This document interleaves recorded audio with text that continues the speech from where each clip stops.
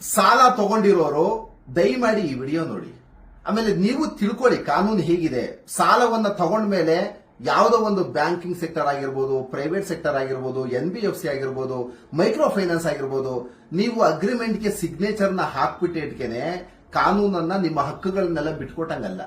ನಾನಿವತ್ತು ಸಾಲ ತಗೊಂಡವರ ಹಕ್ಕುಗಳು ಏನಿದೆ ಅಂತ ಸಂಪೂರ್ಣವಾಗಿ ವಿಶ್ಲೇಷಣೆ ಮಾಡ್ತೀನಿ.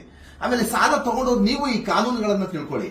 ನಿಮ್ಮ ಸ್ನೇಹಿತರಿಗೂ ಸಹ ಈ ವಿಡಿಯೋವನ್ನ ಶೇರ್ ಮಾಡಿ ದಯಮಾಡಿ. ಆಮೇಲೆ ಏನಾಗ್ಬಿಟ್ಟಿದೆ ಅಂದ್ರೆ ಇವತ್ತು ಪ್ರತಿಯೊಬ್ಬರು ಸಹ ಈ 50,000 1 ಲಕ್ಷ ಸಾಲಕ್ಕೆ ಹೆದರಿ ಸೂಸೈಡ್ ಗಳನ್ನ ಮಾಡ್ಕೊಳ್ತಿದ್ದಾರೆ.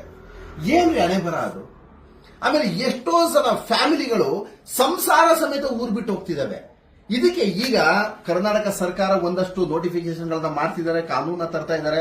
ನಮ್ಮ ಬೆಂಗಳೂರು ಕಮಿಷನರ್ ಆದ ದಯಾನಂದ್ ಅವರನ್ನು ಇವತ್ತು ಏನೋ ನೋಟಿಫಿಕೇಶನ್ ಅನ್ನು ಮಾಡ್ತೀನಿ, ಆದಷ್ಟು ಬೇಗ ಗ್ರಾಹಕರ ಸಂರಕ್ಷಣೆಗೆ ಏನೇನು ಕಾನೂನುಗಳನ್ನ ತರಬೇಕು ಆ ಕಾನೂನುಗಳನ್ನ ತರ್ತೀನಿ ಅಂತ ಹೇಳಿದ್ದಾರೆ. ಆದಷ್ಟು ಬೇಗ ಬರುತ್ತೆ. ಆದ್ರೆ ಈ ಹಿಂದೆನೆ ಆಲ್ರೆಡಿ ಎಲ್ಲಾ ಕಾನೂನುಗಳು ಸಹ ಗ್ರಾಹಕರ ಪರವಾಗಿ ಇರುವಂತದ್ದು. ದಯಮಾಡಿ ನೀವು ತಿಳ್ಕೊಳ್ಬೇಕಾಗ್ತದೆ. ಆಮೇಲೆ ಈ ಬ್ಯಾಂಕಿಂಗ್ ಸೆಕ್ಟರ್ಗಳು ಎಷ್ಟು ಮಟ್ಟಿಗೆ ನಿಮ್ಮನ್ನ ರಕ್ತವನ್ನ ಹೀರಿ ಸುಲಿಗೆ ಮಾಡ್ತಿದ್ದಾವೆ ಅಂದ್ರೆ, ಬ್ಯಾಂಕಿಂಗ್ ಸೆಕ್ಟರ್ಗೆ ನಿಮ್ಗೆ ಸರ್ವಾಧಿಕಾರವನ್ನ ಕೊಟ್ಟಿರೋರು ಯಾರ್ರಿ?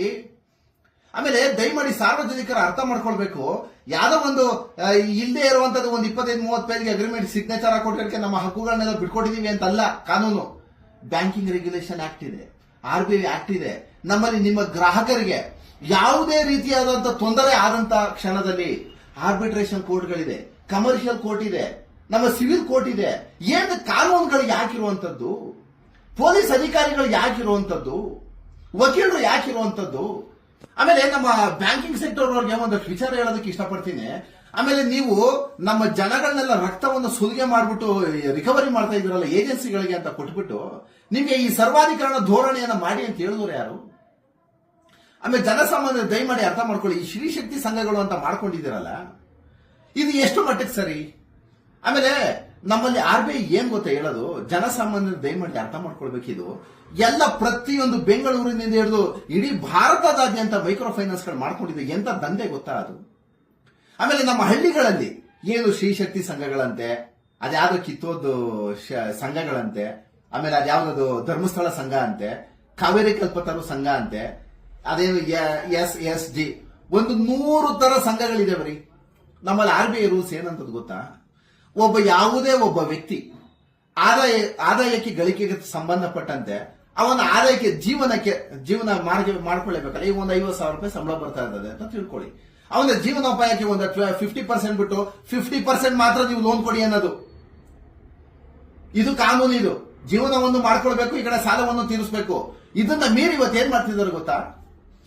ನಮ್ಮ ಹಳ್ಳಿಗಾಡಿನಲ್ಲಿ ಏನು ನೀವೆಲ್ಲ ಕಮ್ಮಿ ಅಂದ್ರೆ 1 ಕೋಟಿ 1.5 ಕೋಟಿ ಹೆಣ್ಣು ಮಕ್ಕಳು ಇವತ್ತು ಸಾಲ ತಗೊಂಡಿದ್ದಾರಲ್ಲ. ಎಂಟೇರು ಮೈಕ್ರೋ ಫೈನಾನ್ಸ್, ಒಂದು 100 ಮೈಕ್ರೋ ಫೈನಾನ್ಸ್ ಗಳು ಬಂದಿದೆಯಲ್ಲ. ಆ ಹೆಣ್ಣು ಮಕ್ಕಳೆಲ್ಲ ಬರೀ ಹಾಲು ಹಾಕಿ ಜೀವನವನ್ನ ಮಾಡ್ತಾ ಇರುವಂತವ್ರು, ವ್ಯವಸಾಯವನ್ನ ಅವಲಂಬನೆ ಮಾಡಿ ಜೀವನವನ್ನ ಮಾಡ್ತಿರುವಂತವ್ರು. ಅಂತವ್ರಿಗೆ ನೀವು ಒಂದೊಂದು ಮೈಕ್ರೋ ಫೈನಾನ್ಸ್ ಅಲ್ಲಿ 55,000 ಸಂಬಳ ಕೊಡ್ತಾ ಇದ್ದೀರಾ. ಅಂದ್ರೆ 55,000 ಲೋನ್ಗಳನ್ನ ಕೊಡ್ತಾ ಇದ್ದೀರಾ. ಅದು ಒಂದು 10 ಮೈಕ್ರೋ ಫೈನಾನ್ಸ್ 10 ಕೊಟ್ರೆ 5 ಲಕ್ಷ ಆಯ್ತು. ಆಮೇಲೆ ವಾರಕ್ಕೆ ನೀವು ಕಂತನ್ನ ಕಟ್ಟಿ ಅಂತ ಯಾವ ನೋಟಿಫಿಕೇಶನ್ ಹೇಳಿದ್ರೆ ರೀ ನಿಮ್ಗೆ? ಯಾವ್ದೊಂದು RBI ನೋಟಿಫಿಕೇಶನ್ ಹೇಳಿದ್ರೆ ನಿಮಗ್ ನೀವೇ ಎಲ್ಲ ಮಾಡ್ಕೊಬಿಟ್ಟಿದ್ದೀರಾ. RBI ಒಂದು ಲೈಸೆನ್ಸ್ ಕೊಡೋದು ಏಕೆ ಅಂದ್ರೆ, ನಿಮ್ಮಲ್ಲಿ ಬಂಡವಾಳ ಇದೆ, ನಿಮ್ಮ ಬಂಡವಾಳ ಸಾರ್ವಜನಿಕರಿಗೆ ಸಂಪರ್ಕ ಮಾಡಿ, ಸಾರ್ವಜನಿಕ ಅನುಕೂಲಕರವಾಗ್ಲಿ ನಿಮ್ಮ ದುಡ್ಡನ್ನ ಬಳಕೆ ಮಾಡಿಕೊಂಡು ಕಮ್ಮಿ ಇಂಟ್ರೆಸ್ಟ್ ಅಲ್ಲಿ ನೀವು ಗಳಿಕೆ ಮಾಡಿಕೊಂಡು ಜನಗಳಿಗೆ ಒಳ್ಳೇದಾಗ್ಲಿ ಬಿಡಿ ಅಂತಾನೆ ಕಾನೂನು ನಿಮ್ಗೆ ಅಧಿಕಾರ ಕೊಟ್ಬಿಟ್ಟು ಕೂರಿಸಿರುವಂತದ್ದು ಬ್ಯಾಂಕ್. ಬಟ್ ನೀವ್ ಮಾಡ್ತಾ ಇರೋದೇನು? ವಾರ ಕಟ್ಟಿಸ್ತೀರಾ. ಆ ವಾರದಲ್ಲಿ ಒಂದು EMI ಕಟ್ಟಲಿಲ್ಲ ಅಂದ್ರೆ ಆ ವಾರದ ಕಂತಿಗೆ ಬಡ್ಡಿ ಹಾಕ್ತಿರಲ್ಲ. ಇದು ಎಷ್ಟು ಮಟ್ಟಿಗೆ ಸರಿ? ಆಮೇಲೆ ಆದಾಯವೇ ಬರ್ದರೆ ಇರುವಂತಹ ಹೆಣ್ಣು ಮಕ್ಕಳಿಗೆ ನೀವು ಸಾಲವನ್ನ ಕೊಡಿ ಅಂತ ಯಾವ ಕಾನೂನು ಹೇಳಿದೆ? ಯಾರಾದ್ರೂ ಒಂದು ಕಾನೂನ ನಮಗ್ ತೋರಿಸ್ರಿ. ಹೆಣ್ಣು ಮಕ್ಕಳಿಗೆ ಅವಳ ಆದಾಯನೇ ಇಲ್ಲ ಪಾಪ. ವ್ಯವಸಾಯವನ್ನ ಮಾಡುವಂತದ್ದು ನೀವು ಕ್ರಾಪ್ ಲೋನ್ ಏನಾದ್ರು ಕೊಡ್ತಾ ಇದ್ದೀರಾ? ಅಥವಾ ಬೆಳೆ ಸಾಲ ಏನಾದ್ರು ಕೊಡ್ತಾ ಇದ್ದೀರಾ? ಯಾವುದೂ ಇಲ್ಲ. ಬರೀ ಬಡ್ಡಿ ದಂಧೆ. ವಾರ ಕಟ್ಟಿ ಅಂದ್ರೆ 10 ವಾರ 20 ವಾರ 1 ವರ್ಷಕ್ಕೆ ತೀರಿಸಬೇಕು ಅಂದ್ರೆ ಕಾನೂನು ಯಾಕಿರೋದು? ಈ ಬ್ಯಾಂಕಿಂಗ್ ಸೆಕ್ಟರ್ ಮತ್ತೆ ಏಜೆನ್ಸಿಗಳನ್ನ ಸುಮ್ಮನೆ ಬಿಡಬೇಕಾ ಕಾನೂನು? ಈಗ ಕಾನೂನು ಮಾಡ್ತಿದ್ದಾರೆ. ನಿಮಗೆಲ್ಲ ಆದಷ್ಟು ಬೇಗ ಒಳ್ಳೊಳ್ಳೆ ಶಿಕ್ಷೆಗಳಾಗ್ತದೆ. ಆಮೇಲೆ ಸಮಸ್ಯೆಗಳು ಏನಾಗ್ಬಿಟ್ಟಿದೆ ಗೊತ್ತಾ ಸ್ನೇಹಿತರೆ? ಒಂದು ನೀವೆಲ್ಲ ಅರ್ಥ ಮಾಡ್ಕೊಳ್ಳಿ. ಜನಸಾಮಾನ್ಯರು ಅಂದ್ರೆ ಏನು ಹೆಣ್ಣು ಮಕ್ಕಳಿಗೆ ಅವಳಿಗೆ ಆದಾಯನೇ ಇಲ್ಲ. ಬಡ್ಡಿಗೆ ಸಾಲ ಕೊಡ್ತಾರೆ. ಪಾಪ ಆಕೆ ಹೋಗಿ ಎಲ್ಲಿ ಕಟ್ಟಬೇಕು? 50,000 ಸಾಲ ತಗೊಳ್ಳೋದು, ಆ ಸಾಲಕ್ಕೆ ಆ ಇಟ್ಟು 50,000 ರೂಪಾಯಿ ಬಂದಿರುತ್ತಲ್ಲ ಮನೇಲಿ ಬೀರೂನಲ್ಲಿ ಇಟ್ಟಿರ್ತಾಳೆ ಪಾಪ, ಅದಕ್ಕೆ 2,000 ಕಟ್ಕೊಂಡು ಹೋಗ್ತಾ ಇರೋದು ವಾರ ಅದಕ್ಕೆ ಇಂಟ್ರೆಸ್ಟ್ ರೇಟ್ ಸೇರ್ಸೋದು. ಆಮೇಲೆ ಆ 50,000 ರೂಪಾಯಿ ಸಾಲವನ್ನ ತೀರ್ಸೋದಕ್ಕೆ ಏನೋ 10,000 20,000 ಕಮಿಟ್ಮೆಂಟ್ ಆಗ್ಬಿಡುತ್ತೆ. ಆ ಸಾಲವನ್ನ ತೀರ್ಸಕ್ಕೆ ಇನ್ನೊಂದ್ ಸ್ತ್ರೀ ಶಕ್ತಿ ಸಂಘದಲ್ಲಿ ಸಾಲ ಮಾಡೋದು, ಅದನ್ನ ತೀರ್ಸಕ್ಕೆ ಇನ್ನೊಂದು ಸಂಘದಲ್ಲಿ ಸಾಲ ಮಾಡುವಂತದ್ದು. ಆಮೇಲೆ ಒಂದು ಬ್ಯಾಂಕ್ ಅಲ್ಲಿ ಸಾಲವನ್ನ ತೀರ್ಸಕ್ ಆಗಲ್ಲ ಅಂದ್ಮೇಲೆ, ಒಂದು ಬ್ಯಾಂಕ್ ಒಂದು ಸಲ ಲೋನ್ ಅನ್ನ ಕೊಟ್ಟ ಮೇಲೆ ಅದೇ ವ್ಯಕ್ತಿಯ ಮೇಲೆ 24 ಸಲ ಸಾಲ ಕೊಡೋದು ನಿಮ್ಗೆ ಯಾವನ್ರಿ ರೈಟ್ಸ್ ಕೊಟ್ಟಿರುವಂತದ್ದು? ಒಂದು ಸಲ ಸಾಲ ಕಟ್ಟೋದಕ್ಕೆ ಅವ್ರಿಗೆ ಆಗ್ತಾ ಇಲ್ಲ. ಅಲ್ಲಿ 24 ಬ್ಯಾಂಕ್ಗಳಲ್ಲಿ ಸಾಲ ಕೊಡ್ತೀರಾ, ನಿಮ್ಗೆ ಯಾರು ಉಗಿಯೋರಿಲ್ಲ ಹೊಡೆಯೋರಿಲ್ಲ ನಿಮ್ಗೆ ಬ್ಯಾಂಕ್ ಅವ್ರಿಗೆ.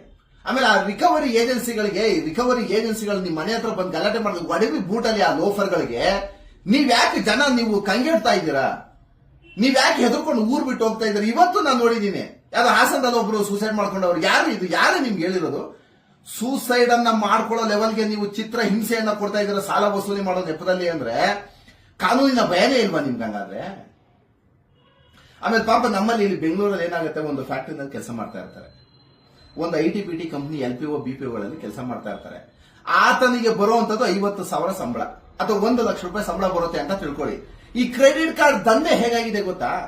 10 ಬ್ಯಾಂಕಲ್ಲಿ ಕ್ರೆಡಿಟ್ ಕಾರ್ಡ್ ಕೊಡ್ತಿದ್ದಾರೆ. 1,00,000 ಡೆಬಿಟ್ ಮಾಡ್ಕೊಳ್ಳೋದಕ್ಕೆ 10 ಕಡೆ ಕೊಟ್ರೆ ಪಾಪ ಅವನ ಆದಾಯ ಏನ್ರಿ ಮಾಡಬೇಕು? ಜನಗಳಿಗೆ ಎಲ್ಲರಿಗೂ ಕಾನೂನಿನ ಅರಿವು ಇರೋದಿಲ್ಲ. ಜನಗಳಿಗೆ ಏನ್ ಬೇಕು, ಯಾರು ದುಡ್ಡು ಕೊಡ್ತಾರಲ್ಲ ಬಳಸ್ಕೊಬಿಡ್ತಾರೆ. ನೀವು ಬ್ಯಾಂಕ್ನಲ್ಲಿ ಸಾಲ ಕೊಡುವ ನೆಪದಲ್ಲಿ ಜನಗಳನ್ನ ಸಾಯಿಸುವಂತ ಯಾವ ಕಾನೂನು ಹೇಳಿದೆ?